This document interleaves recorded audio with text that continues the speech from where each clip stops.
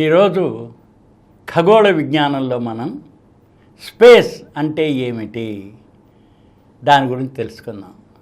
సాధారణంగా మనం పైకి చూస్తాం అనుకోండి, ఆకాశం కనిపిస్తుంది, అంత ఖాళీ స్థలం. దాంతో మనకి కొన్ని ఏదో చంద్రుడు, గ్రహాలు, ఉపగ్రహాలు, దాని తర్వాత నక్షత్రాలు, తోకచుక్కలు ఇలా కనిపించవచ్చు, యాస్ట్రాయిడ్స్ అవి. కానీ స్పేస్ చాలా సువిశాలమైనది, ఖాళీ ప్రదేశం అన్నమాట. ఖాళీ ప్రదేశం, దీన్ని స్పేస్ అంటారు. ఆ స్పేస్లోకి మనం వెళ్ళినట్లయితే అక్కడ ఏం లేదు అసలు. అక్కడ డస్ట్ పార్టికల్స్, గ్యాస్ లాంటివి ఏదో అక్కడక్కడ కొద్దిగా ఉన్నా చాలా ఎక్కువ భాగం ఎంప్టీ, అంటే అందులో ఏమీ లేని ప్రదేశాన్ని స్పేస్ అంటారు. అక్కడ ప్రెషర్ అంటూ, ఒత్తిడి అంటూ ఉండదు. ఇప్పుడు కనీసం మనం గాలి ఒత్తిడి ఉంటుంది, నీళ్ళలో దిగితే నీటి ఒత్తిడిలాగా ఉంటుంది. ఏదైనా మనం సైకిల్ తొక్కుని ముందుకు వెళుతుంటే డ్రాగ్, వెనక్కి లాగడం. అందుకని స్పేస్లో ఏమి ప్రెషర్ ఉండదు. దాని తర్వాత చాలా తక్కువగా మనకి ఈ ధూళి పార్టికల్స్, అంటే కాస్మిక్ డస్ట్ అంటాం, మాలిక్యూల్స్ ఫామ్ దూరంగా ఉంటాయి. అవి దగ్గరగా కూడా క్లస్టర్ అయి ఉండవు కాబట్టి సౌండ్ కూడా ప్రాపగేట్ అవ్వదు, శబ్దం వెళ్ళదు అన్నమాట. అందుకని ఏ విధానమైన పదార్థాలు కూడా స్పేసులో లేవు. దీనివలన ఏంటి, మనకి స్పేస్లో చూసినట్లయితే ఏమి ఒత్తిడి అన్నది లేదు, ప్రెషర్ అన్నది లేదు. దాంతో వెనక్కి పట్టుకు లాగడానికి ఫోర్సెస్ లైక్ డ్రాగింగ్ ఫోర్స్ లేదు. అందుకని మనం ఏదైనా ఒక స్పేస్ క్రాఫ్ట్ పెట్టి వదిలేస్తామనుకోండి, అది అలా వెళుతూనే ఉంటుంది. ఎందుకని, దానికి డ్రాగ్ చేసే ఫోర్స్ లేదు, దాంతో ఎదురుగా తగిలేవేమీ లేవు. అందుకని వాటిల్లో అది ప్రయాణం, ఎలాంటి ప్రెషరు ఉండదు దాని మీద. అందుకని ఇలాంటి ఖాళీ ప్రదేశాన్ని స్పేస్ అంటారు. అయితే ఇలా సువిశాలంగా ప్రయాణం చేస్తుంటే మనకి అక్కడక్కడ కొద్దిగా మెటీరియల్, అంటే కాస్మిక్ డస్ట్ లాంటిది ఒక చోట గుమ్ముగూడి ఒక ఉండల్లాగా లేకపోతే పదార్థంలాగా ఒక దీనిలా కనిపిస్తాయి. ఇది చాలా తక్కువ. ఓపెన్ స్పేస్తో చూసినట్లయితే ఇవే మనకి గ్రహాలు, ఉపగ్రహాలు, దాంతో యాస్ట్రాయిడ్స్, స్టార్స్, ఇవన్నీ నక్షత్రాలు, ఇవన్నీ గెలాక్సీల కింద ఉంటాయి. అలాగే దూరం చూసే నెబ్యులాలు అంటాం, ఈ గ్రూప్, అవి కనిపిస్తూ ఉంటాయి అన్నమాట. అందుకని సువిశాలమైన దీనిలో దాన్ని స్పేస్. ఈ స్పేస్కి మనం ఏం చేస్తున్నాం, ఏదైనా వెలుతురు కనిపిస్తూ ఉంటుంది. అందుకని వెలుతురు ఒక్క సెకండ్కి 1,86,000 మైళ్ళ వేగంతో ప్రయాణం చేస్తుంది. అంటే 1,86,000 మైళ్ళ వేగంతో ఒక సెకండ్కి ప్రయాణం చేస్తుంది.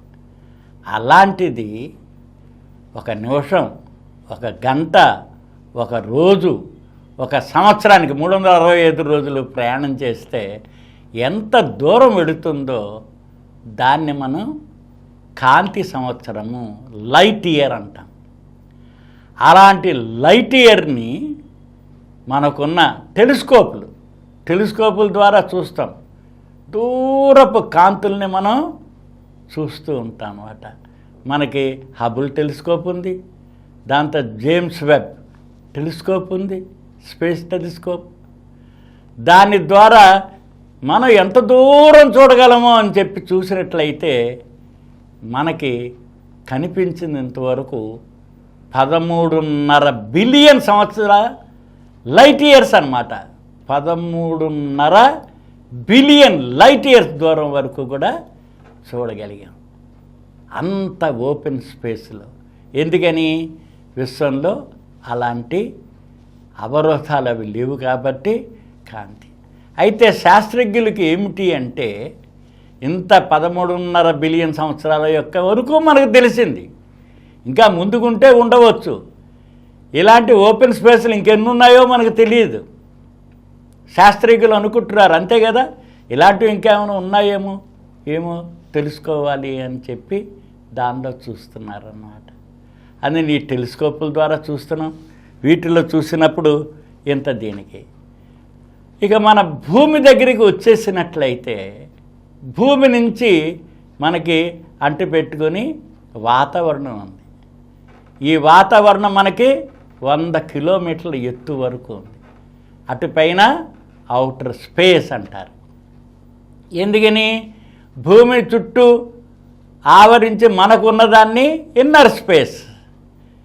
గాలి ఇవన్నీ, దుమ్ము ధూళి మేఘాలు ఇవన్నీ మనకున్నాయి.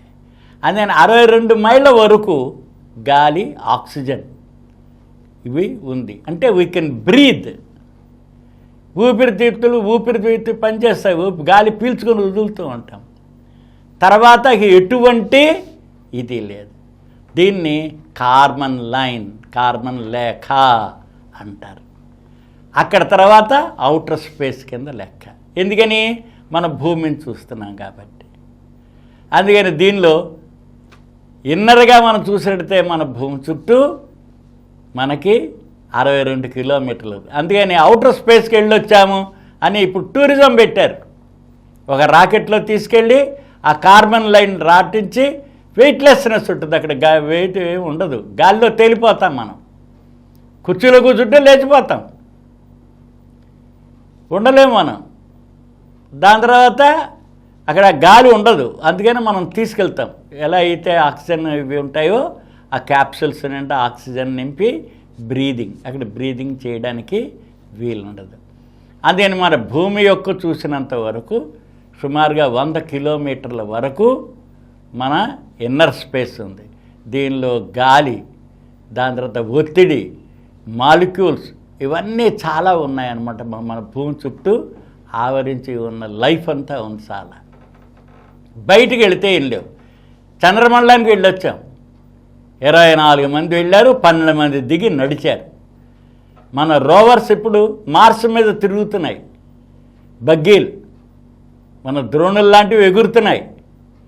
అంతా కూడా మనం తీసుకెళ్ళి అక్కడున్న అట్మాస్ఫియరిక్ కండిషన్స్ని బట్టి తెలుసుకోవడానికి, మినరల్స్ తెలుసుకోవడానికి మనం ఎక్స్ప్లోర్ చేస్తున్నాం. ఔటర్ స్పేస్లోకి మన రాకెట్లన్నీ కూడా వదులుతున్నాం అన్నమాట. అందుకని మన స్పేస్లో ఉండేవన్నీ కూడా తెలుసుకోవడానికి శాస్త్రజ్ఞులు పరిశీలనలు ఎక్కువ చేస్తున్నారు.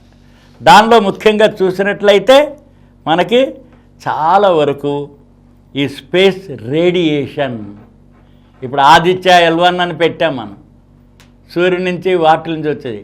ఈ రేడియేషన్ ఏవైతే ఉన్నాయో అవి light rays, the gravitational waves, X rays, gamma rays, ఇవన్నీ మనకి స్పేస్ అంతా ఆవరించి ఉన్నాయి.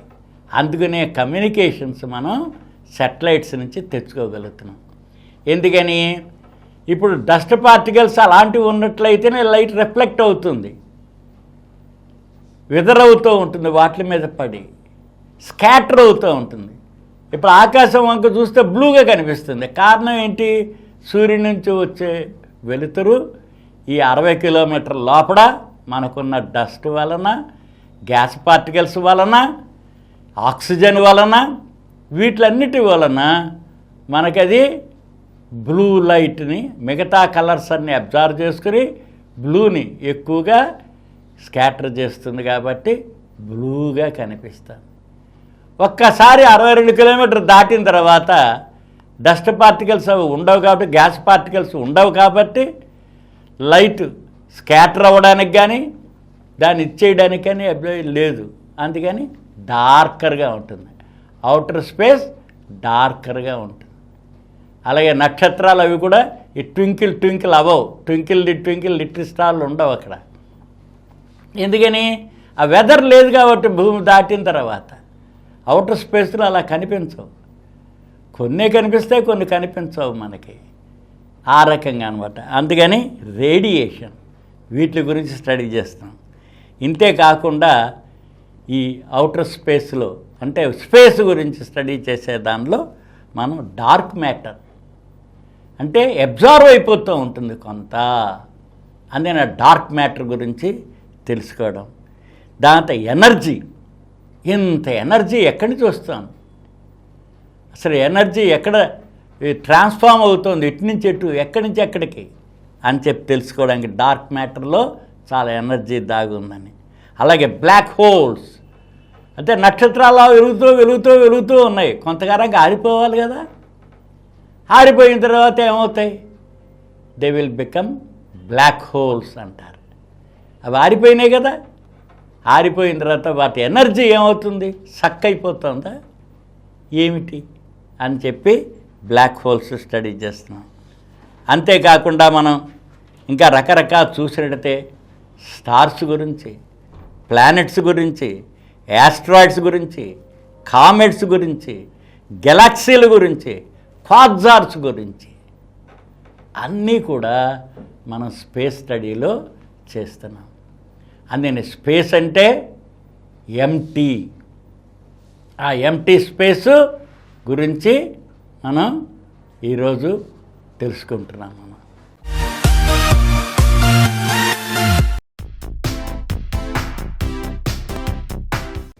ఈ కార్యక్రమం మీకు ఎంతో నచ్చింది కదా.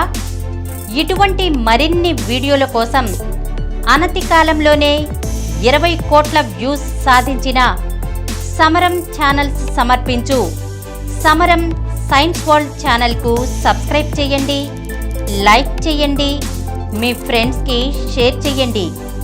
అలాగే ప్రక్కనున్న గంట సింబల్ని ప్రెస్ చేయడం మర్చిపోకండి.